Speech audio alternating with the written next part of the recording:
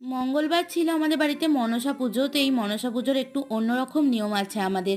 তো সেটাই তোমাদের সাথে শেয়ার করব। আর কার কার বাড়িতে এই নিয়ম আছে আমাকে কমেন্ট বক্সে জানিও। নিয়মটা হচ্ছে ঠিক এই রকম, প্রথমে 4টি কচু পাতা জোগাড় করতে হবে আর তার মধ্যে বিজোড় সংখ্যায় শাক রাখতে হবে, মানে ওই 13টা বা 15টা বা 19টা এইরকম শাক সেখানে রাখতে হবে।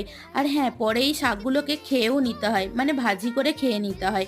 ওই যে দেখলে যে আর একটা পেটের মধ্যে শাক রাখা আছে, ওটা বাড়িতে খাবার জন্য। তো মা দেখো একে একে খড় দিয়ে সমস্ত কচু পাতাগুলোকে বেঁধে নিল। এইভাবে মোট না 3টে বানাতে হয়। তো প্রথমে 4টি কচু পাতা নিতে হবে, একটা কচু পাতা রাস্তার মধ্যে রেখে এই 3টি কচু পাতা তার উপরে রাখতে হবে। তো দেখো এই 3টে মোড়ার মধ্যে মা একে একে সিঁদুরও দিয়ে দিল, যেহেতু মনসা দেবীর পুজো বলে কথা, সিঁদুর দিতেই হবে। আর আমাদের এখানে বৃষ্টি আর বিদ্যুৎ দু ভাই বোনে কি যে শুরু করেছে জানি না, আসছে আর যাচ্ছে। কচু পাতার মোড়াগুলো একে একে রাস্তার উপর রেখে ফুল গঙ্গা জল আর শঙ্খ বাজানো হলো। আজকের মতো ভিডিওটা এই পর্যন্তই, বাই।